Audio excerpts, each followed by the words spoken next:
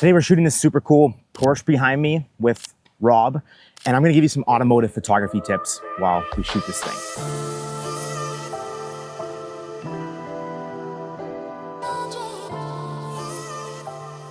Today we're shooting with the Sony a7 IV and the Sigma 24-70. I also have my Sigma 35mm and the 50mm, which I may use, but honestly, a 24-70 for automotive photography gets the job done 90% of the time. First tip is not to shoot too wide because you don't want to distort the look of the car. When you're shooting super wide with like a 16mm, it might look super cool. Doesn't make the car look the same as it usually does. Again, we're using the 24-70, and even when I'm shooting this, I usually shoot this at about like 35mm because I feel like it looks the most natural. And lens are you shooting with, Rob? I'm shooting with the Fuji X-T5, and I'm shooting with the 56mm, so equivalent to an 85.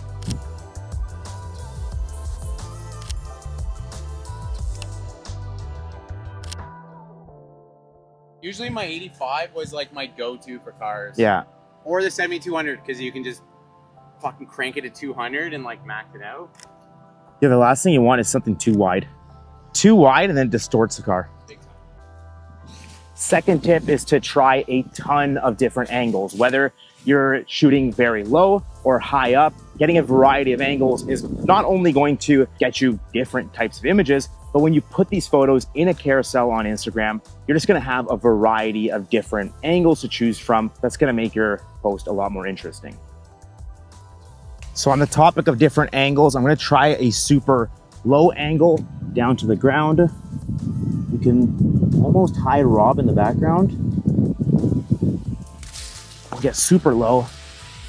And with all these leaves and the fall colors, the shot just looks insane.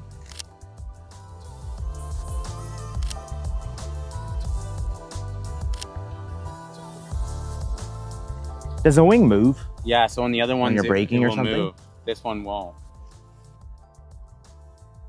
Now, on the topic about angles and getting a variety of different shots so your post is a lot more interesting, you can also do that by taking a variety of different shots in terms of detail shots, full wide angles of the car, maybe tighter angles. So we're gonna go around and shoot some detail shots of this car. And while we're doing that, we're gonna use a higher aperture. So we're gonna bump this up to about f5.6 just to make sure we're capturing all the details in our detail shot. Bro's cooking.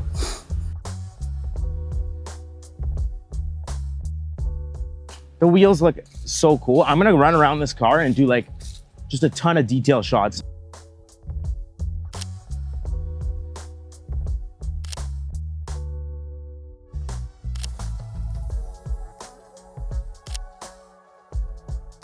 Okay, Rob has a really good tip for detail photos. Get all the details a car has that you can shoot. So if you split up a car, the front section, front fender forward, that's 1. Middle section is 2. Back section is 3. Now, if you want to split up the details even more to go macro details, you split the car up in 6. So both sides, front wheels, front lights, middle section, mirrors, body kit, rear section, rear tail, and rear wheels. Badges, headlights, there's a lot of details you can get on a car, sharp body lines, things like that. Next tip is move locations when you've exhausted all your shots. We're shooting, there's kind of like this graveyard that we were trying to ignore in our photos. We have houses back there that we don't want in the shots, so we're gonna move to a different location.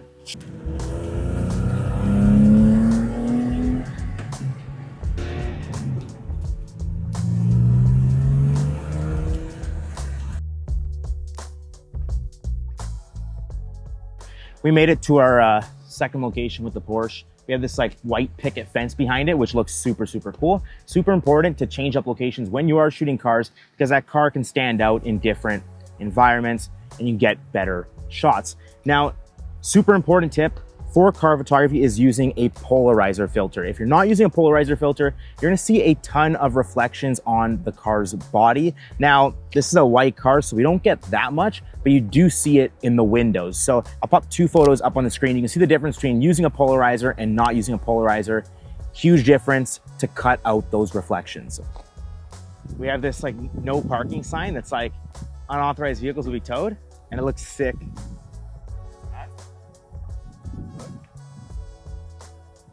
Bro thinks I'm taking a picture of him. The car looks really cool.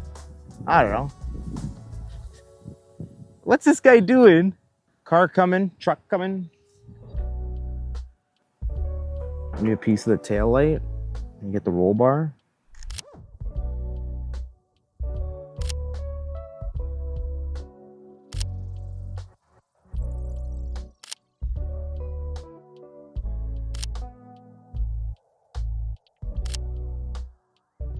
One last tip before we end off this video is don't be afraid to use foreground in your shots. So Rob was just using this wooden fence that we have here, and he was shooting through the wooden fence for foreground. But we also have things like this tree branch that's hanging down, and if we put that in front of our photo, kind of on an angle, it helps frame up the car and adds more visual interest. Oh yeah.